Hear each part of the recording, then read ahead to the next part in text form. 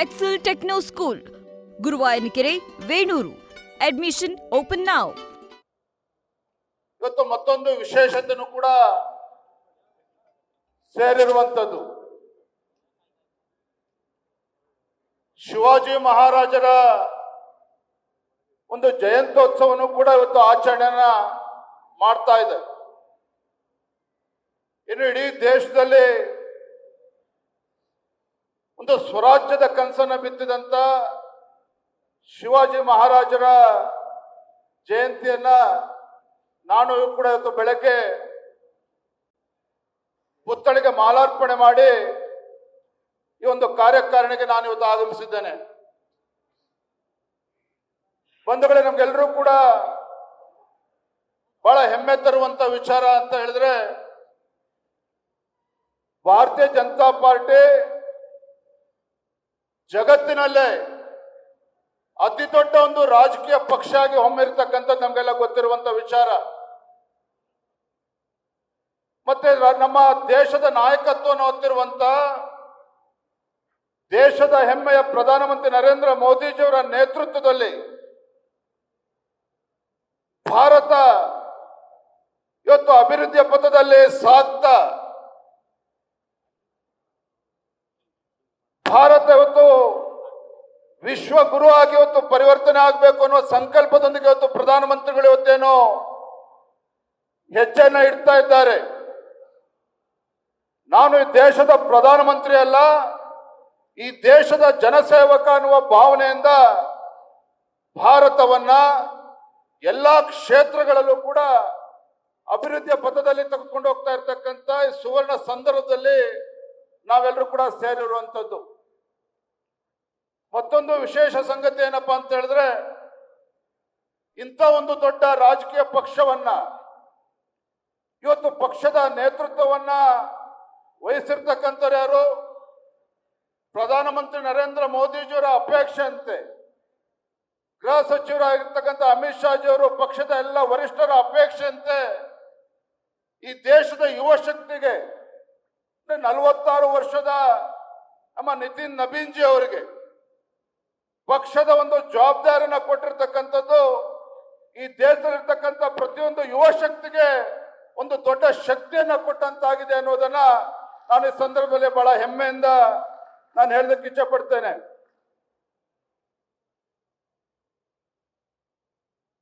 ಇತ್ತೀಚೆಗೆ ಗೌರವಾನ್ವಿತ ಹಣಕಾಸಿನ ಸಚಿವೆ ನಿರ್ಮಲಾ ಸೀತಾರಾಮನ್ ರವರು 9ನೇ ಬಜೆಟ್ ಅನ್ನ ಮಂಡನೆ ಮಾಡಿದ್ರು. ತಮ್ಮ ಬಜೆಟ್ಟಿನ ಮುಖೇನ ಏನು ನಮ್ಮ ಪ್ರಧಾನಮಂತ್ರಿ ನರೇಂದ್ರ ಮೋದಿಜಿ ಅವರ 2047 ಇಸ್ವಿಗೆ ವಿಕಸಿತ ಭಾರತ ಆಗಿ ಪರಿವರ್ತನೆ ಆಗಬೇಕು ಅನ್ನುವ ಸಂಕಲ್ಪ ಇತ್ತು ಪ್ರಧಾನಮಂತ್ರಿಗಳವ್ರದ್ದೇನಿದೆ. ಆ ಸಂಕಲ್ಪಕ್ಕೆ ಪೂರಕವಾಗಿ ನಿರ್ಮಲಾ ಸೀತಾರಾಮನ್ ರವರು ಇವತ್ತು ಬಜೆಟ್ ಅನ್ನ ಮಂಡನೆ ಮಾಡಿರ್ತಕ್ಕಂಥದ್ದು ಕೂಡ ನಾವು ನೋಡಿದ್ದೇವೆ.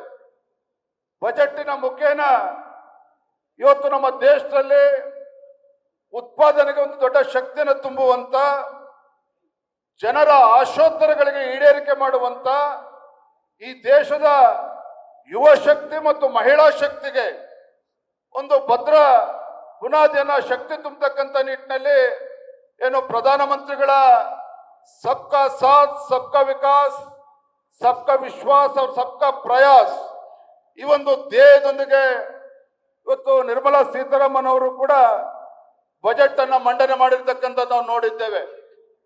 ತಮ್ಮ ಬಜೆಟ್ಟಿನ ಮುಖೇನ ಈ ದೇಶದ ಭದ್ರತೆ, ದೇಶದ ಸುರಕ್ಷತೆಗೂ ಕೂಡ ಒಂದು ಶಕ್ತಿ ತುಂಬುವಂತ ನಿಟ್ಟಿನಲ್ಲಿ ತಮ್ಮ ಬಜೆಟ್ ಅನ್ನ ಮಂಡನೆ ಮಾಡಿರ್ತಕ್ಕಂಥದ್ದನ್ನ ನಾವು ನೋಡಿದ್ದೇವೆ. ಇವತ್ತು ಪ್ರಧಾನಮಂತ್ರಿಗಳು ಯಾವ ರೀತಿ ನಮ್ಮ ದೇಶವನ್ನ ಮುನ್ನಡೆಸ್ತಾ ಇದ್ದಾರೆ, ಯಾವ ರೀತಿ ನಮ್ಮ ದೇಶದ ಆರ್ಥಿಕ ಶಕ್ತಿಯನ್ನ ಇವತ್ತು ಇನ್ನೂ ಕೂಡ ಮುಂದೆ ತೆಗೆದುಕೊಂಡು ಹೋಗ್ತಾ ಇದ್ದಾರೆ ಅನ್ನೋದನ್ನು ನಾವೆಲ್ಲರೂ ಕೂಡ ಗಮನಿಸ್ತಾ ಇದ್ದೇವೆ. ಯಾವ ಭಾರತ ಹಿಂದಿನ UPA ಸರ್ಕಾರ ಇದ್ದಾಗ ಆರ್ಥಿಕವಾಗಿ ಭಾರತವನ್ನು ಯಾರು ಕೂಡ ಗುರುತಿಸೋದಕ್ಕೆ ಸಾಧ್ಯ ಆಗ್ತಾ ಇರಲಿಲ್ಲ. ಆದ್ರೆ ನಮ್ಮ ಪ್ರಧಾನಮಂತ್ರಿ ನರೇಂದ್ರ ಮೋದಿಜಿಯವರ ಕಳೆದ 12 ವರ್ಷದ ಅವರ ಆಡಳಿತ ಅವಧಿಯಲ್ಲಿ ಯಾವ ಭಾರತ ಇವತ್ತು ಜಗತ್ತಲ್ಲಿ ನಮ್ಮನ್ನು ಗುರುತಿಸೋದಕ್ಕೆ ಆಗ್ತಾ ಇರಲಿಲ್ವೋ ಅಂತ ಭಾರತ ಇವತ್ತು ಜಗತ್ತಿನ ನಾಲ್ಕನೇ ಒಂದು ದೊಡ್ಡ ಆರ್ಥಿಕ ಶಕ್ತಿಯಾಗಿ ಹೊರಹೊಮ್ಮಿದೆ ಅಂತ ಹೇಳಿದ್ರೆ ನರೇಂದ್ರ ಮೋದಿಜಿಯವರ ದಿಟ್ಟ ನಾಯಕತ್ವ ಕಾರಣ ಅನ್ನೋದನ್ನ ನಾವು ಈ ಸಂದರ್ಭದಲ್ಲಿ ಬಹಳ ಹೆಮ್ಮೆಯಿಂದ ಹೇಳೋದಕ್ಕೆ ಇಚ್ಛೆ ಪಡ್ತೇನೆ. ಇವತ್ತು ನಮ್ಮ ಸರ್ಕಾರ, ಕೇಂದ್ರ ಸರ್ಕಾರದ ವಿದೇಶದ ನೀತಿಗಳು ಇರ್ಬೋದು, ರಾಜತಾಂತ್ರಿಕ ನಡೆಗಳು ಇರ್ಬೋದು, ಇದರ ಪರಿಣಾಮ ಏನಾಗಿದೆ ಅಂತ ಹೇಳಿದ್ರೆ ಇತ್ತೀಚೆಗೆ ಏನು 25ಕ್ಕೂ ಹೆಚ್ಚು ರಾಷ್ಟ್ರಗಳ ಒಕ್ಕೂಟ ಆಗಿರ್ತಕ್ಕಂಥ ಯುರೋಪಿಯನ್ ಯೂನಿಯನ್ ಭಾರತದ ಜೊತೆಗೆ ಒಂದು ವ್ಯಾಪಾರ ಒಪ್ಪಂದವನ್ನ ಮಾಡಿಕೊಂಡಿರ್ತಕ್ಕಂಥದ್ದನ್ನು ಕೂಡ ನಾವು ನೋಡಿದ್ದೇವೆ. ಅಷ್ಟೇ ಅಲ್ಲ, ಇವತ್ತು ಅಮೆರಿಕವು ಕೂಡ ಭಾರತದ ಜೊತೆ ಸಂಬಂಧವನ್ನ ವೃದ್ಧಿ ಮಾಡ್ಕೋಬೇಕು, ಭಾರತದ ಶಕ್ತಿಯನ್ನು ಗುರುತಿಸಬೇಕು ಅಂತ ಹೇಳಿ ಏನು 50% ತೆರಿಗೆಯನ್ನ ನಮ್ಮ ದೇಶದ ಮೇಲೆ ಹೇರಿತ್ತು, ಅದೇ ಅಮೆರಿಕ 50% ಇಂದ 18%ಗೆ ಇಳಿಸಿ ಭಾರತದ ಜೊತೆ ನಮ್ಮ ಸಂಬಂಧ ಉತ್ತಮವಾಗಿ ಇರಬೇಕು ಅನ್ನುವ ಸ್ಪಷ್ಟ ಸಂದೇಶವನ್ನು ಕೂಡ ಇವತ್ತು ಅಮೆರಿಕ ದೇಶವು ಕೂಡ ಕೊಟ್ಟಿರ್ತಕ್ಕಂಥದ್ದು ನಾವು ನೋಡ್ತಾ ಇದ್ದೇವೆ. ಇವತ್ತು ನಮ್ಮ ನಾಯಕತ್ವ, ನರೇಂದ್ರ ಮೋದಿಜಿಯವರ ನಾಯಕತ್ವ ಇಡೀ ಜಗತ್ತಿನಾದ್ಯಂತ ಗುರುತಿಸ್ತಕ್ಕಂಥ ಕೆಲಸ ಆಗ್ತಾ ಇದೆ. ನಮ್ಗೆ ಹೆಮ್ಮೆ ಅನ್ನಿಸ್ತದೆ. ಸ್ವಾತಂತ್ರ್ಯ ಬಂದ ನಂತರದಲ್ಲಿ ಬಹುಶಃ ನಮ್ಮ ದೇಶದ ಯಾವುದೇ ಪ್ರಧಾನಮಂತ್ರಿಗಳಿಗೆ ಅಷ್ಟು ಗೌರವ ಸಿಕ್ಕಿರಲಿಲ್ಲ. ಇವತ್ತು ನಮ್ಮ ಪ್ರಧಾನಮಂತ್ರಿ ನರೇಂದ್ರ ಮೋದಿಜಿ ಅವರಿಗೆ 25ಕ್ಕೂ ಹೆಚ್ಚು ರಾಷ್ಟ್ರಗಳು ಆ ದೇಶದ ಹೈಯೆಸ್ಟ್ ಸಿವಿಲಿಯನ್ ಅವಾರ್ಡ್ಸ್, ಆ ದೇಶದ ಅತ್ಯುನ್ನತ ಒಂದು ಗೌರವವನ್ನು ಕೊಡ್ತಕ್ಕಂಥ ಕೆಲಸ ಇವತ್ತು 25ಕ್ಕೂ ಹೆಚ್ಚು ರಾಷ್ಟ್ರಗಳು ಮಾಡಿದೆ ಅಂತ ಹೇಳಿದ್ರೆ ಇವತ್ತು ನರೇಂದ್ರ ಮೋದಿಜಿಯವರ ನಾಯಕತ್ವ ಇಡೀ ಜಗತ್ತು ಒಪ್ಕೊಳ್ತಾ ಇದೆ ಅನ್ನೋದಕ್ಕೆ ಮತ್ತೊಂದು ಸಾಕ್ಷಿ ಈ ಸಂದರ್ಭದಲ್ಲಿ ಬೇಡ ಅನ್ನೋ ಮಾತನ್ನ ಈ ಸಂದರ್ಭದಲ್ಲಿ ಹೇಳೋದಕ್ಕೆ ಇಚ್ಛೆ ಪಡ್ತೇನೆ. ಒಂದು ಕಡೆ ಸ್ಪಷ್ಟ ಆರ್ಥಿಕ ನೀತಿಯನ್ನು ತೆಗೆದುಕೊಂಡು ಪ್ರಧಾನಮಂತ್ರಿಗಳ ನೇತೃತ್ವದಲ್ಲಿ ದೇಶ ಅಭಿವೃದ್ಧಿಯ ಪಥದಲ್ಲಿ ಇವತ್ತು ಸಾಗ್ತಾ ಇದ್ರೆ, ಮತ್ತೊಂದು ಕಡೆ ಸಾಕಷ್ಟು ಸುಧಾರಣೆಗಳು ಕೂಡ ಆಗ್ತಾ ಇರುವಂತದ್ದು ನಾವು ನೋಡ್ತಾ ಇದ್ದೇವೆ. ವಿಶೇಷವಾಗಿ ಇವತ್ತು ಈ ಸಂದರ್ಭ ಉಲ್ಲೇಖ ಮಾಡುವಂಥದ್ದು, ನಮ್ಮ ದೇಶದ ಚುನಾವಣಾ ಆಯೋಗ ಇವತ್ತು SIR ಅನ್ನು ತಂದಿರುವಂಥದ್ದು, ಸ್ಪೆಷಲ್ ಇಂಟೆನ್ಸಿವ್ ರಿವಿಷನ್. ಇವತ್ತು ಸ್ಪೆಷಲ್ ಇಂಟೆನ್ಸಿವ್ ರಿವಿಷನ್ ಪರಿಣಾಮ ಏನು ಅಂತ ಹೇಳಿದ್ರೆ, ಯಾವ ರೀತಿ ಬಿಹಾರದಲ್ಲಿ ಮತ್ತೆ ಬಿಜೆಪಿ ನೇತೃತ್ವದ NDA ಕೂಟಕ್ಕೆ ಸ್ಪಷ್ಟ ಬಹುಮತ ಬಂದಿರತಕ್ಕಂಥದ್ದು ನೋಡಿದ್ದೀರಿ. ಅಷ್ಟೇ ಅಲ್ಲ, ಇವತ್ತು ಮುಂದೆ ಬರ್ತಕ್ಕಂಥ ಚುನಾವಣೆಗಳಲ್ಲೂ ಕೂಡ ದೇಶದ ಎಲ್ಲ ರಾಜ್ಯಗಳಲ್ಲೂ ಕೂಡ SIR ಅನ್ನು ನಾವು ತರ್ತೇವೆ ಅಂತೇಳಿ ಚುನಾವಣಾ ಆಯೋಗ ನಿರ್ಧಾರವನ್ನು ಮಾಡಿ ಮುಂದೆ ಹೋಗ್ತಾ ಇರ್ತಕ್ಕಂಥ ಸಂದರ್ಭದಲ್ಲಿ ನಮ್ಮ ರಾಜ್ಯದಲ್ಲೂ ಸಹ ಮುಂದಿನ ದಿನಗಳಲ್ಲಿ SIR ಏನು ಬರ್ತದೆ, ನಾವು ಕೂಡ ಅದ್ರ ಬಗ್ಗೆ ಹೆಚ್ಚು ಜಾಗೃತಿಯನ್ನು ವಹಿಸಬೇಕು ಅನ್ನೋದನ್ನು ಕೂಡ ನಾನು ಸಂದರ್ಭದಲ್ಲಿ ಇಚ್ಛೆ ಪಡ್ತೇನೆ. ವಿಕಸಿತ್ ಭಾರತ್ ಜಿ ರಾಮ್ಜಿ ಸಾಕಷ್ಟು ಬಾರಿ ಚರ್ಚೆ ಆಗಿದೆ ನಮ್ಮ ರಾಜ್ಯದಲ್ಲಿ. ಪ್ರಧಾನಮಂತ್ರಿಗಳು ನರೇಂದ್ರ ಮೋದಿಜಿಯವರು ಏನಿವತ್ತು ಗ್ರಾಮೀಣ ಭಾಗದಲ್ಲಿರ್ತಕ್ಕಂಥ ನಮ್ಮ ಕಾರ್ಮಿಕರಿಗೆ ಅನುಕೂಲ ಆಗಬೇಕು, ಇವತ್ತು ಭ್ರಷ್ಟಾಚಾರವನ್ನು ಅದರಿಂದ ತೊಡೆದಾಕಬೇಕು ಅಂತೇಳಿ ಹಳೆಯ ಅನಿಷ್ಟ ಪದ್ಧತಿಗಳನ್ನ ಕಿತ್ತಾಕಿ ಇವತ್ತು ಗ್ರಾಮೀಣ ಭಾಗದಲ್ಲಿರ್ತಕ್ಕಂಥ ಎಲ್ಲ ಬಡವರಿಗೆ, ಕಾರ್ಮಿಕ ವರ್ಗರಿಗೆ ಅನುಕೂಲ ಆಗಬೇಕು ಅಂತೇಳಿ ಹೊಸ ಕಾಯ್ದೆಯನ್ನು ತಂದು ಇವತ್ತು VBG ರಾಮ್ಜಿಯನ್ನು ಇವತ್ತು ಅನುಷ್ಠಾನ ತಂದಿರತಕ್ಕಂಥದ್ದು ನೋಡ್ತಾ ಇದ್ದೇವೆ.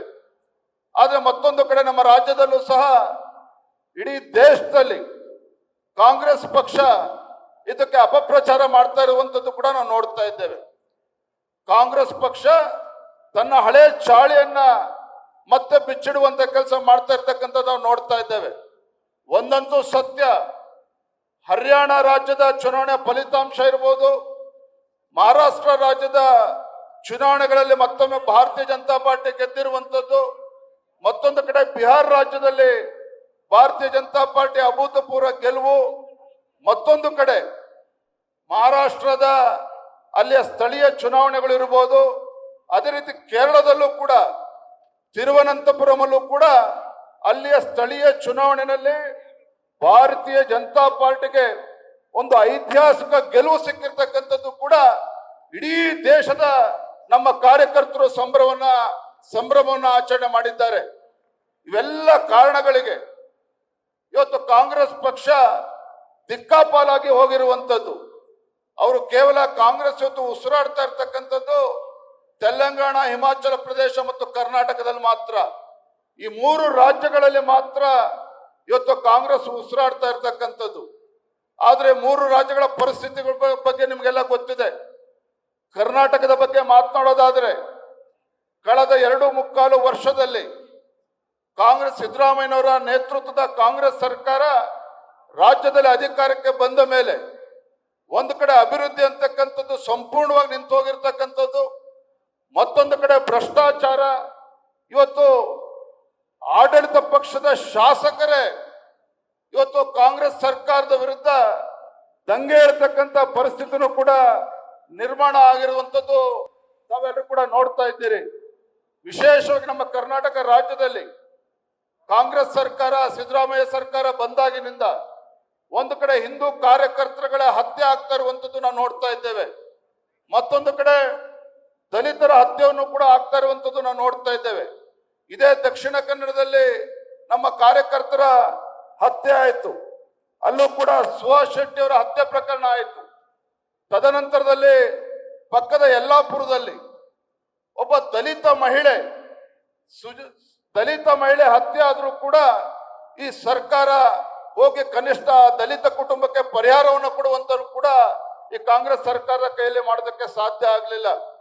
ಅದೇ ರೀತಿ ಕೊಪ್ಪಳ ಜಿಲ್ಲೆನಲ್ಲಿ, ಕೊಪ್ಪಳದಲ್ಲೂ ಕೂಡ ಗವಿಯಪ್ಪ ಒಬ್ಬ ಪರಿಶಿಷ್ಟ ಪಂಗಡಕ್ಕೆ ಸೇರಿರ್ತಕ್ಕಂಥ ಒಬ್ಬ ಹಿಂದೂ ಕಾರ್ಯಕರ್ತನ ಹತ್ಯೆ ಆಯಿತು. ಅಲ್ಲೂ ಕೂಡ ಇವರು ಸರ್ಕಾರ ಹೋಗಿ ಅವರಿಗೆ ಪರಿಹಾರವನ್ನು ಕೊಡೋದಕ್ಕೆ ಸಾಧ್ಯ ಆಗಲಿಲ್ಲ. ಒಟ್ಟಾರೆಯಾಗಿ ಹೇಳೋದಾದ್ರೆ ಈ ಕಾಂಗ್ರೆಸ್ ಸರ್ಕಾರ ಬಂದಾಗಿನಿಂದ ಕಾನೂನು ಸುವ್ಯವಸ್ಥೆ ಸಂಪೂರ್ಣವಾಗಿ ಹದಗೆಟ್ಟಿರುವಂಥದ್ದು.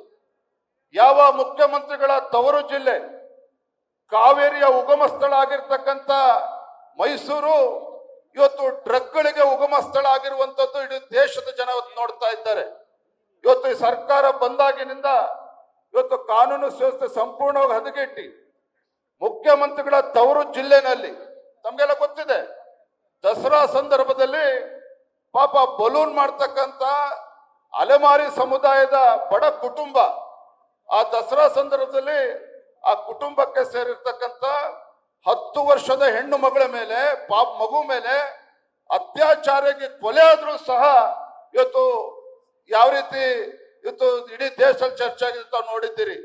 ಈ ರೀತಿ ಕಾನೂನು ಸುವ್ಯವಸ್ಥೆ ಸಂಪೂರ್ಣವಾಗಿ ಹದಗೆಟ್ಟಿರ್ತಕ್ಕಂಥದ್ದು ಒಂದು ಕಡೆ ಆದ್ರೆ, ಅಹಿಂದ ಹೆಸರು ಹೇಳ್ಕೊಂಡು ರಾಜ್ಯದ ಚುಕ್ಕಾಣಿ ಹಿಡಿದಿರ್ತಕ್ಕಂಥ ಸಿದ್ದರಾಮಯ್ಯ ಸರ್ಕಾರ ಇವತ್ತು ಅಲ್ಪಸಂಖ್ಯಾತರ ಓಲೈಕೆಯನ್ನ ಮಾಡೋದು ಬಿಟ್ರೆ ಎಲ್ಲ ಹಿಂದುಳಿದ ಸಮುದಾಯಗಳು, ಪರಿಷ್ಠ ಜಾತಿ ಪರಿಷ್ಠ ಪಂಗಡಗಳ ಸಮುದಾಯಗಳ ಏಳಿಗೆಯನ್ನು ಸಂಪೂರ್ಣವಾಗಿ ಮರೆತಿರ್ತಕ್ಕಂಥದ್ದು ನಾವು ಗಮನಿಸ್ತಾ ಇದ್ದೇವೆ.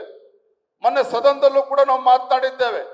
ಮಾನ್ಯ ಆರ್ ಅಶೋಕ್ ಅವರು, ಚಲವಾದಿ ನಾರಾಯಣ ಸ್ವಾಮಿ ಅವರ ನೇತೃತ್ವದಲ್ಲಿ ನಮ್ಮೆಲ್ಲ ಶಾಸಕರು, ವಿಧಾನ ಪರಿಷತ್ ಸದಸ್ಯರುಗಳು ಸದನದಲ್ಲೂ ಕೂಡ ಈ ಸರ್ಕಾರದ ಈ ಒಂದು ಕುತಂತ್ರವನ್ನ ಬಿಚ್ಚಿಡ್ತಕ್ಕಂಥ ಕೆಲಸವನ್ನು ಕೂಡ ನಾವು ಸದನದಲ್ಲೂ ಕೂಡ ಮಾಡಿರ್ತಕ್ಕಂಥದ್ದು.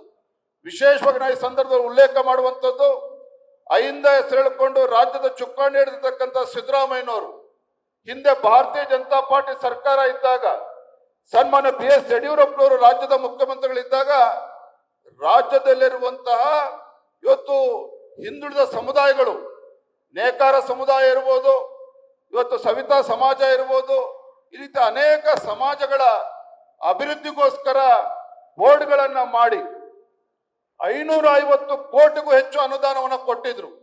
550 ಕೋಟಿಗೂ ಹೆಚ್ಚು ಅನುದಾನವನ್ನ ಹಿಂದಿನ ಬಿಜೆಪಿ ಸರ್ಕಾರದಲ್ಲಿ ಸನ್ಮಾನ್ಯ ಯಡಿಯೂರಪ್ಪರು ಕೊಟ್ಟಿದ್ರು. ಆದ್ರೆ ಕಾಂಗ್ರೆಸ್ ಸರ್ಕಾರ ಬಂದ್ಮೇಲೆ, ಸಿದ್ದರಾಮಯ್ಯನವರು ಮುಖ್ಯಮಂತ್ರಿಗಳಾದ್ಮೇಲೆ ರಾಜ್ಯದ ಜನ ಸಹಜವಾಗಿಯೇ ನಿರೀಕ್ಷಣೆ ಇಟ್ಕೊಂಡಿದ್ರು. ಅಹಿಂದ ಹೆಸರು ಹೇಳ್ಕೊಂಡು ಮುಖ್ಯಮಂತ್ರಿ ಆಗಿರ್ತಕ್ಕಂಥವ್ರು ಕನಿಷ್ಠ ಒಂದು 2-3 ಸಾವಿರ ಕೋಟಿ ಆದ್ರೂ ಕೂಡ ಈ ನಿಗಮಗಳಿಗೆ ನೀಡ್ತಾರೆ. ಅದರ ಮುಖೇನ ಆ ಹಿಂದುಳಿದ ಸಮುದಾಯಗಳು, ಅಂತ ಅಲೆಮಾರಿ ಸಮುದಾಯಗಳಿಗೆ, ಕಾಯಕ ಸಮುದಾಯಗಳಿಗೆ ಬದುಕು ಕಟ್ಕೊಳ್ತಕ್ಕಂಥ ಒಂದು ವ್ಯವಸ್ಥೆನ ಮಾಡಿಕೊಡ್ತಾರೆ ಅಂತ ಅನ್ಕೊಂಡ್ರೆ, ಕಾಂಗ್ರೆಸ್ ಸರ್ಕಾರ ಮಾಡಿರುವಂತದ್ದೇನು ಅಂತ ಹೇಳಿದ್ರೆ, ಬಿಜೆಪಿ ಸರ್ಕಾರ ಇದ್ದಾಗ ಇನ್ನೂ 550 ಕೋಟಿ ಕೊಟ್ರೆ, ಕಾಂಗ್ರೆಸ್ ಸರ್ಕಾರ ಕೊಟ್ಟಿರ್ತಕ್ಕಂಥದ್ದು ಕೇವಲ 250 ಕೋಟಿಗಳು ಮಾತ್ರ. ಆ 250 ಕೋಟಿನಲ್ಲಿ ಬಿಡುಗಡೆ ಆದ್ರೂ ಕೂಡ ಕಾರ್ಯಕ್ರಮ ಅನುಷ್ಠಾನ ಆಗಿರ್ತಕ್ಕಂಥದ್ದು ಕೇವಲ 50% ಮಾತ್ರ. ಅಂದ್ರೆ ಈ ರೀತಿ ಇವತ್ತು ಕಾಯಕ ಸಮುದಾಯಗಳನ್ನ, ಹಿಂದುಳಿದ ವರ್ಗಗಳನ್ನ, ಪರಿಷ್ಠ ಜಾತಿ ಪರಿಷ್ಠ ಪಂಗಡಗಳ ಸಮುದಾಯವನ್ನ ಕೇವಲ ವೋಟ್ ಬ್ಯಾಂಕ್ ಆಗಿ ಮಾಡ್ಕೊಂಡಿರ್ತಕ್ಕಂಥ ಕಾಂಗ್ರೆಸ್ ಸರ್ಕಾರ ಈ ಸಮುದಾಯಗಳಿಗೆ ನ್ಯಾಯ ಕೊಡೋದಕ್ಕೆ ಸಾಧ್ಯ ಆಗ್ತಾ ಇಲ್ಲ. ನಾನು ಇವತ್ತು ಈ ಕಾರ್ಯಕಾರಿಣಿಯ ಮುಖೇನ ಹಣಕಾಸಿನ ಸಚಿವರು ಆಗಿರುವಂತಹ ರಾಜ್ಯದ ಮುಖ್ಯಮಂತ್ರಿಗಳಿಗೆ ನಾನು ಆಗ್ರಹ ಪಡಿಸ್ತೇನೆ, ಈಗಲಾದ್ರೂ ಸಹ ತಾವು ಮುಂದಿನ ಬಜೆಟ್ ಅನ್ನ ಮಂಡನೆ ಮಾಡಿದ್ದೇ ಆದಲ್ಲಿ ಕನಿಷ್ಠ ಮುಂದಿನ ಬಜೆಟ್ ಆದರೂ ಸಹ ಈ ಕಾಯಕ ಸಮುದಾಯಗಳಿಗೆ ಕನಿಷ್ಠ 3,000 ಕೋಟಿ ರೂಪಾಯಿಗಳ ಅನುದಾನವನ್ನ ಈ ಎಲ್ಲ ನಿಗಮಗಳಿಗೆ ನೀಡಬೇಕು ಅನ್ನುವ ಆಗ್ರಹವನ್ನು ಕೂಡ ನಾನು ಈ ಸಂದರ್ಭದಲ್ಲಿ ನಾನು ಮಾಡ್ತಾ ಇದ್ದೇನೆ. ಒಟ್ಟಾರೆಯಾಗಿ ಬಂಧುಗಳೇ, ಇವತ್ತು ಕಾಂಗ್ರೆಸ್ ಸರ್ಕಾರದ ಬಗ್ಗೆ ರಾಜ್ಯದ ಜನ ಸಂಪೂರ್ಣವಾಗಿ ವಿಶ್ವಾಸವನ್ನು ಕಳೆದುಕೊಂಡಿದ್ದಾರೆ. ಏನು ಇವತ್ತು ಬಡವರಿರ್ಬೋದು, ರೈತರಿರ್ಬೋದು, ಯುವ ಜನತೆ ಇರ್ಬೋದು, ಮಹಿಳೆಯರಿರ್ಬೋದು, ಎಲ್ಲ ವರ್ಗದ ಜನ ಇವತ್ತು ಸಂಕಷ್ಟದಲ್ಲಿದ್ದಾರೆ. ಇವತ್ತು ಯುವ ಜನತೆ ಬಗ್ಗೆ ಈ ಸರ್ಕಾರ ಕಿಂಚಿತ್ತೂ ಕೂಡ ಕಾಳಜಿಯನ್ನು ತೋರಿಸ್ತಾ ಇಲ್ಲ. ಎಂತ ಪರಿಸ್ಥಿತಿ ಬಂದಿದೆ ಅಂತ ಹೇಳಿದ್ರೆ, ಇವತ್ತು ಈ ಕರ್ನಾಟಕದಲ್ಲಿ 2,85,000 ಉದ್ಯೋಗಗಳು ಖಾಲಿ ಉಳಿದಿದ್ರು ಸಹ ರಾಜ್ಯ ಸರ್ಕಾರ ಇದರ ನೇಮಕಾತಿಯನ್ನ ಮಾಡದೇನೆ, ನೇಮಕಾತಿಯನ್ನು ಕೂಡ ಮಾಡಲಿಲ್ಲ. ಆ ಯುವಕರು ಬಂದು ಮುಖ್ಯಮಂತ್ರಿಗಳನ್ನ ಭೇಟಿ ಮಾಡಬೇಕು ಅಂತ ಹೇಳಿದ್ರೆ ಅದಕ್ಕೂ ಕೂಡ ಅವಕಾಶವನ್ನು ಕೊಡದೇನೆ ರಾಜ್ಯ ಉಚ್ಚ ನ್ಯಾಯಾಲಯ ಮಧ್ಯಸ್ಥಿಕೆ ವಹಿಸಿ ಮುಖ್ಯಮಂತ್ರಿಗಳ ಅಪಾಯಿಂಟ್ಮೆಂಟ್ ಕೊಡಿ ಅಂತ ಹೇಳ್ತಕ್ಕಂಥ ದುಸ್ಥಿತಿಗೆ ಇವತ್ತು ರಾಜ್ಯವನ್ನ ತಂದಿಟ್ಟಿದ್ದಾರೆ ಕಾಂಗ್ರೆಸ್ ಸರ್ಕಾರ ಅಂತ ಹೇಳಿದ್ರೆ, ಇವರಿಂದ ಇಂಥ ಜನ ವಿರೋಧಿ, ಬಡವರ ವಿರೋಧಿ, ರೈತ ವಿರೋಧಿ, ಯುವ ಜನತೆ, ಮಹಿಳೆ ವಿರೋಧಿ ಕಾಂಗ್ರೆಸ್ ಸರ್ಕಾರದಿಂದ ರಾಜ್ಯದ ಜನ ಇವತ್ತು ಏನು ಕೂಡ ಅಪೇಕ್ಷೆ ಇಟ್ಕೊಳ್ಳೋದಕ್ಕೆ ಸಾಧ್ಯ ಆಗ್ತಾ ಇಲ್ಲ. ಮತ್ತೊಂದು ಕಡೆ ತಾವು ನೋಡ್ತಾ ಇದ್ದೀರಿ ರಾಜ್ಯದಲ್ಲಿ ಯಾವ ರೀತಿ ಅರಾಜಕತೆ ಸೃಷ್ಟಿ ಮಾಡ್ತಾ ಇದ್ದಾರೆ ಅಂತೇಳಿ. ಮಾತೆತ್ತಿದ್ರೆ ಕೇಂದ್ರ ಸರ್ಕಾರದ ಮೇಲೆ ಪೆಟ್ಟು ಮಾಡಿ ತೋರ್ಸಕ್ಕಂತ ಕಾಂಗ್ರೆಸ್ ಸರ್ಕಾರ ಕೇಂದ್ರದ ಮೇಲೆ ಆರೋಪವನ್ನ ಮಾಡಿಕೊಂಡು ಕಾಲಹರಣವನ್ನ ಈ ಸರ್ಕಾರ ಮಾಡ್ತಾ ಇದೆ ವಿನಃ ಈ ರಾಜ್ಯದ ಬಗ್ಗೆ ಯಾವುದೇ ಒಂದು ಕಿಂಚಿತ್ ಕಾಳಜಿಯನ್ನ ಕೂಡ ಇವ್ರು ಇಟ್ಕೊಳ್ತಾ ಇರ್ತಕ್ಕಂಥದ್ದನ್ನ ನಾವು ತಾವು ನೋಡ್ತಾ ಇದ್ದೀರಿ. ನಾವ್ ಹೇಳ್ತಾ ಇಲ್ಲ, ವಿರೋಧ ಪಕ್ಷದ ನಾಯಕರು ವಿರೋಧ ಪಕ್ಷವಾಗಿ ನಾವು ಮಾತನಾಡೋದು ಒಂದ್ ಕಡೆ ಆದ್ರೆ ರಾಜ್ಯದಲ್ಲಿ ಜನಸಾಮಾನ್ಯರು ಕೂಡ ಮಾತನಾಡ್ತಾ ಇದ್ದಾರೆ. ಮತ್ತೊಂದು ಕಡೆ ಆಡಳಿತ ಪಕ್ಷದ ಶಾಸಕರೇ ಈ ಸರ್ಕಾರದ ವಿರುದ್ಧ ದಂಗೆ ಹೇಳ್ತಕ್ಕಂಥ ಪರಿಸ್ಥಿತಿಯು ಕೂಡ ಇವತ್ತು ರಾಜ್ಯದಲ್ಲಿ ಆಗಿರುವಂತದ್ದು. ಬಹುಶಃ ಇದರ ಪರಿಣಾಮವಾಗಿನೇ ಮಾನ್ಯ ಮುಖ್ಯಮಂತ್ರಿಗಳು ಇವತ್ತು ಶಾಸಕರು ತಮ್ಮ ಕ್ಷೇತ್ರಕ್ಕೆ ಅಭಿವೃದ್ಧಿಗೆ ಅನುದಾನ ಕೊಡಿ ಅಂತ ಹೇಳಿದ್ರೆ ಅನುದಾನ ಕೊಡಕ್ಕಾಗ್ಲಿಲ್ಲ. ಆದ್ರೆ ಶಾಸಕರಿಗೆ ಇವತ್ತು ವಿದೇಶ ಪ್ರವಾಸದ ಭಾಗ್ಯವನ್ನು ಕೊಟ್ಟು ಶಾಸಕರನ್ನ ಹೊರದೇಶಗಳಿಗೆ ಕಳಿಸಿ ಅವ್ರ ನಿರ್ಮಾಣ ಆಗಿದೆ ಅಂತ ಹೇಳಿದ್ರೆ ಯಾವ ರೀತಿ ಇವತ್ತು ಅಸಮಾಧಾನ ಆಡಳಿತ ಪಕ್ಷದಲ್ಲಿ ಇದೆ ಅನ್ನೋದನ್ನ ತಾವೊಂದು ಕ್ಷಣ ಯೋಚನೆ ಮಾಡಬೇಕಾಗಿದೆ. ಬಂಧುಗಳೇ, ಇದೆಲ್ಲದರ ನಡುವೆ ನಮ್ಮ ಮೇಲೆ ಇವತ್ತು ಜವಾಬ್ದಾರಿ ಹೆಚ್ಚಾಗಿರುವಂಥದ್ದು. ರಾಜ್ಯದ ಜನ ಇವತ್ತು ನಮ್ಮನ್ನ ನೋಡ್ತಾ ಇದ್ದಾರೆ. ಒಂದು ವಿರೋಧ ಪಕ್ಷವಾಗಿ ಭಾರತೀಯ ಜನತಾ ಪಾರ್ಟಿ ಈ ಸರ್ಕಾರದ ಬಂಡವಾಳವನ್ನ ಬೀದಿಗೆಳೆದು ಹರಾಜಾಗ್ತಕ್ಕಂಥ ಕೆಲಸವನ್ನು ಕೂಡ ನಾವು ಮಾಡಬೇಕು ಅನ್ನುವ ಅಪೇಕ್ಷೆಯಲ್ಲಿದ್ದರೆ ನಾವು ಮಾಡ್ತಾ ಇದ್ದೇವೆ. ಕಳೆದ 2 ವರ್ಷದ ತಾವು ನೋಡ್ತಾ ಇದ್ದೀರಿ, ಭಾರತೀಯ ಜನತಾ ಪಾರ್ಟಿ ಒಂದು ವಿರೋಧ ಪಕ್ಷವಾಗಿ ST ಅಭಿವೃದ್ಧಿ ನಿಗಮದಲ್ಲಿ ಆದಂತಹ ಹಗರಣವನ್ನ ರಾಜ್ಯಾದ್ಯಂತ ಹೋರಾಟ ಮಾಡಿ ಇವತ್ತು ಸಚಿವರು ರಾಜೀನಾಮೆ ಕೊಡ್ತಕ್ಕಂಥ ಪರಿಸ್ಥಿತಿ ನಿರ್ಮಾಣ ಆಗಿದೆ ಅಂತ ಹೇಳಿದ್ರೆ ನಮ್ಮ ಭಾರತೀಯ ಜನತಾ ಪಾರ್ಟಿಯ ನಮ್ಮ ಹೋರಾಟಕ್ಕೆ ಸಿಕ್ಕಂತ ಜಯ ಅನ್ನೋದನ್ನ ನಾನು ಈ ಸಂದರ್ಭದಲ್ಲಿ ಹೇಳಲಿಕ್ಕೆ ಇಚ್ಛೆ ಪಡ್ತೇನೆ. ಮಾನ್ಯ ಮುಖ್ಯಮಂತ್ರಿಗಳು ಮೂಢ ಹಗರಣದಲ್ಲಿ ಚರ್ಚೆ ಆಗುವಂತ ಸಂದರ್ಭದಲ್ಲಿ ಬಿಜೆಪಿಯವರು ನನ್ನನ್ನು ತೇಜೋವಧೆ ಮಾಡೋದಕ್ಕೆ ಹೊರಟಿದ್ದಾರೆ, ಯಾವುದೇ ಹಗರಣಗಳು ನಡೆದಿಲ್ಲ ಅಂತ ಹೇಳ್ತಾ ಇದ್ರು. ಬೆಂಗಳೂರಿನಿಂದ ಮೈಸೂರಿಗೆ ನಾವು ನಮ್ಮ ಮಿತ್ರ ಪಕ್ಷ ಪಾದಯಾತ್ರೆ ಮಾಡಿದಂತ ಸಂದರ್ಭದಲ್ಲಿ ನಮ್ಮ ಪಾದಯಾತ್ರೆಗೆ ಹೆದರಿ ಯಾವ ಕೋಟಿ ಬೆಲೆ ಬಾಳ್ತಕ್ಕಂಥ ನಿವೇಶನ ನಾವು ಅಪರಾಧನೆ ಮಾಡಿಲ್ಲ ಅಂತ ಹೇಳ್ತಕ್ಕಂಥ ಮುಖ್ಯಮಂತ್ರಿಗಳು 14 ನಿವೇಶನಗಳನ್ನ ವಾಪಸ್ಸು ಮೂಡಾಗೆ ಕೊಡ್ತಕ್ಕಂಥ ಪರಿಸ್ಥಿತಿ ನಿರ್ಮಾಣ ಆಗಿದೆ ಅಂತ ಹೇಳಿದ್ರೆ ಅದು ನಮ್ಮ ಭಾರತೀಯ ಜನತಾ ಪಾರ್ಟಿ ನಮ್ಮ ಹೋರಾಟಕ್ಕೆ ಸಿಕ್ಕಂತ ಜಯ ಅನ್ನೋದನ್ನ ಈ ಸಂದರ್ಭದಲ್ಲಿ ಹೇಳಲಿಕ್ಕೆ ಇಚ್ಛೆ ಪಡ್ತೇನೆ. ಇವತ್ತು ಭ್ರಷ್ಟ ಕಾಂಗ್ರೆಸ್ ಸರ್ಕಾರದ ವಿರುದ್ಧ ಜನಾಕ್ರೋಶ ಯಾತ್ರೆನ ಮಾಡಿದ್ವಿ. ರಾಜ್ಯದ ಪ್ರತಿಯೊಂದು ಜಿಲ್ಲೆಗಳಿಗೆ ತೆರಳಿ ರಾಜ್ಯದಲ್ಲಿ ಜನಜಾಗೃತಿಯನ್ನು ಮೂಡಿಸ್ತಕ್ಕಂಥ ಕೆಲಸವನ್ನು ಕೂಡ ನಾವು ಮಾಡಿದ್ವಿ. ಅಷ್ಟೇ ಅಲ್ಲ, ಅಹೋರಾತ್ರಿ ಧರಣಿ ನಮ್ಮ ನಾಯಕರಾಗಿರುವಂತಹ ಸನ್ಮಾನ್ಯ BS ಯಡಿಯೂರಪ್ಪರ ನೇತೃತ್ವದಲ್ಲಿ ಅಹೋರಾತ್ರಿ ಧರಣಿಯನ್ನು ಕೂಡ ಮಾಡಿ ರಾಜ್ಯ ಸರ್ಕಾರವನ್ನ ಎಚ್ಚರಿಸುವಂತ ಕೆಲಸವನ್ನು ಕೂಡ ನಾವು ಮಾಡಿದ್ದೇವೆ. ಹಾಗಾಗಿ ಭಾರತೀಯ ಜನತಾ ಪಾರ್ಟಿ ಕಳೆದ 2.5 ವರ್ಷದಲ್ಲಿ ಯಾವತ್ತೂ ಕೂಡ ನಾವಾಗ್ಲಿ, ನಮ್ಮ ಮುಖಂಡರಾಗ್ಲಿ, ನಮ್ಮ ಕಾರ್ಯಕರ್ತರಾಗ್ಲಿ ಮನೆಯಲ್ಲಿ ಕೂತ್ಕೊಳ್ಳದೇನೆ ಒಟ್ಟಾಗಿ ಒಂದಾಗಿ ಈ ಸರ್ಕಾರಕ್ಕೆ ಚಳಿ ಬಿಡಿಸುವಂತ ಕೆಲಸವನ್ನ ನಾವು ಒಂದು ವಿರೋಧ ಪಕ್ಷವಾಗಿ ಯಶಸ್ವಿಯಾಗಿ ಮಾಡಿದ್ದೇವೆ ಅನ್ನೋದನ್ನ ನಾನು ಈ ಸಂದರ್ಭದಲ್ಲಿ ಹೇಳಕ್ಕೆ ಇಚ್ಛೆ ಪಡ್ತೇನೆ. ಕೊನೆಯದನ್ನ ಇಷ್ಟನ್ನೇ ಹೇಳ್ತೇನೆ, ಇಷ್ಟೆಲ್ಲದರ ನಡುವೆ ಒಂದು ಕಡೆ ಕೇಂದ್ರ ಸರ್ಕಾರದ ಸಾಧನೆ ಒಂದ್ ಕಡೆ ಆದ್ರೆ, ಇಂಥ ನಾಲಾಯ ಕಾಂಗ್ರೆಸ್ ಸರ್ಕಾರದ ವಿರುದ್ಧ ಜನಾಂದೋಲನವನ್ನ ಮಾಡಿಕೊಡೋದು ಮತ್ತೊಂದು ಕಡೆ ಆದ್ರೆ, ಮುಂದೆ ಬರ್ತಕ್ಕಂಥ ದಿನಗಳು ಕಳೆದ 6 ತಿಂಗಳುಗಳು ಸಂಘಟನಾ ಪರ್ವ, ಸಂಘಟನಾ ಚಟುವಟಿಕೆಯನ್ನು ಕೂಡ ನಾವು ಯಶಸ್ವಿಯಾಗಿ ಮಾಡ್ಕೊಂಡು ಬಂದಿದ್ದೇವೆ. ಆದ್ರೆ ಮುಂದಿನ 6-8 ತಿಂಗಳುಗಳ ಕಾಲ ಅನೇಕ ಚುನಾವಣೆಗಳು ನಮ್ಮ ಕಣ್ಮುಂದಿದೆ. ಯಾವ್ಯಾವ ಚುನಾವಣೆಗಳು? ವಿಶೇಷವಾಗಿ ನಾವಿತ್ತು ನಮ್ಮ ರಾಜ್ಯದಲ್ಲಿರ್ತಕ್ಕಂಥ ಜನಪ್ರತಿನಿಧಿಗಳು ನಾವೇನೇ ಇದ್ದೇವೆ, ನಮ್ಮನ್ನ ಶಕ್ತಿ ತುಂಬಿರ್ತಕ್ಕಂಥ ನಮ್ಮ ಕಾರ್ಯಕರ್ತರು, ರಾಜ್ಯದಲ್ಲಿ ಇವತ್ತು ಲಕ್ಷಾಂತರ ಕಾರ್ಯಕರ್ತರು ಇವತ್ತು ಭಾರತೀಯ ಜನತಾ ಪಾರ್ಟಿಗೆ ಭದ್ರ ಬುನಾದಿಯನ್ನು ಹಾಕ್ತಕ್ಕಂಥ ಕೆಲಸವನ್ನ ಮಾಡಿದ್ದಾರೆ. ಅಂತ ಕಾರ್ಯಕರ್ತರ ಚುನಾವಣೆ ಇವತ್ತು ಮುಂದೆ ಬರ್ತಾ ಇರುವಂತದ್ದು. ಇವತ್ತು ಗ್ರಾಮ ಪಂಚಾಯತಿ ಚುನಾವಣೆ ಬರ್ತದೆ, ಅಲ್ಲಿ ನಮ್ಮ ಕಾರ್ಯಕರ್ತರನ್ನ ಗೆಲ್ಲಿಸುವಂತ ಕೆಲಸ ಆಗ್ಬೇಕಾಗಿದೆ. ತದನಂತರದಲ್ಲಿ ಜಿಲ್ಲಾ ಪಂಚಾಯತಿ, ತಾಲೂಕ್ ಪಂಚಾಯತಿ ನಮ್ಮ ಕಾರ್ಯಕರ್ತರಿಗೆ ಗುರುತಿಸಿ ಅವರಿಗೆ ಜಿಲ್ಲಾ ಪಂಚಾಯತಿ, ತಾಲೂಕ್ ಪಂಚಾಯತಿ ಚುನಾವಣೆಯಲ್ಲಿ ಅವರಿಗೆ ಗೆಲ್ಲಿಸಿ ಅವರಿಗೆ ಶಕ್ತಿ ತುಂಬುವಂತ ಕೆಲಸವೂ ಕೂಡ ನಮ್ಮ ನಿಮ್ಮೆಲ್ಲರ ನೇತೃತ್ವದಲ್ಲಿ ಇವತ್ತು ಆಗ್ಬೇಕಾಗಿದೆ. ಇದರ ನಡುವೆ ಗ್ರೇಟರ್ ಬೆಂಗಳೂರು ಅಥಾರಿಟಿ ನಮ್ಮ ವಿರೋಧದ ನಡುವೆನೂ ಸಹ ಇವತ್ತು GBA ತಂದಂತ ಸಂದರ್ಭದಲ್ಲಿ GBA ಚುನಾವಣೆಗಳು ಕೂಡ ಬರೋದಿದೆ. ಅದರ ನಡುವೆ ದಾವಣಗೆರೆ ದಕ್ಷಿಣ ಮತ್ತು ಬಾಗಲಕೋಟೆ ಇವೆರಡು ಉಪಚುನಾವಣೆ ಕೂಡ ಬರ್ತಾ ಇದೆ. ಅದರ ನಡುವೆ ಬಾಗೇಪಲ್ಲಿ ತಮಗೆಲ್ಲ ಗೊತ್ತಿದೆ, ಮೊನ್ನೆ ರಾಜ್ಯ ಉಚ್ಚ ನ್ಯಾಯಾಲಯ ಬಾಗೇಪಲ್ಲಿನಲ್ಲಿ ಗೆದ್ದಂತ ಕಾಂಗ್ರೆಸ್ ಶಾಸಕನಿಗೆ ಚೀಮಾರಿ ಹಾಕಿ ಡಿಸ್ಕ್ವಾಲಿಫೈ ಮಾಡಿ ಬಾಗೇಪಲ್ಲಿ ವಿಧಾನಸಭಾ ಉಪಚುನಾವಣೆ ಕೂಡ ಬರೋದಿದೆ.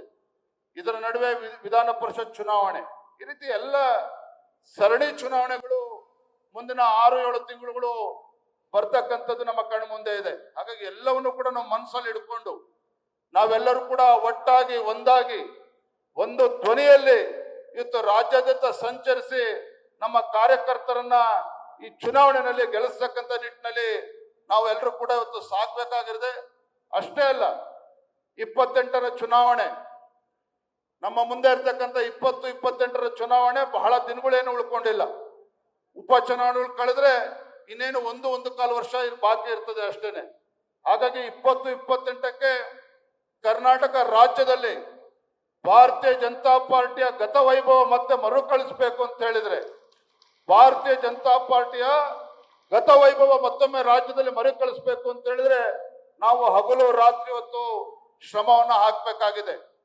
ಪ್ರಧಾನಮಂತ್ರಿ ನರೇಂದ್ರ ಮೋದಿಜಿಯವರು, ನಮ್ಮ ರಾಷ್ಟ್ರೀಯ ಅಧ್ಯಕ್ಷರಾಗಿರ್ತಕ್ಕಂಥ ನಡ್ಡಾಜಿಯವರು ಸಾಕಷ್ಟು ನಿರೀಕ್ಷೆಗಳನ್ನು ಇಟ್ಕೊಂಡಿದ್ದಾರೆ. ಕರ್ನಾಟಕ ಅಂತ ಹೇಳಿದ್ರೆ ದಕ್ಷಿಣ ಭಾರತದ ಹೆಬ್ಬಾಗಲಾಗಿರುವಂತಹ ಕರ್ನಾಟಕ ಮತ್ತೊಮ್ಮೆ ಮುಂದಿನ ಸಾರ್ವತ್ರಿಕ ಚುನಾವಣೆಯಲ್ಲಿ ಸುವರ್ಣಾಕ್ಷರದಲ್ಲಿ ಬರೆದಿರ್ತಕ್ಕಂಥ ಒಂದು ಫಲಿತಾಂಶ ಭಾರತೀಯ ಜನತಾ ಪಾರ್ಟಿ ಪರವಾಗಿ ತರಬೇಕಾಗಿದೆ.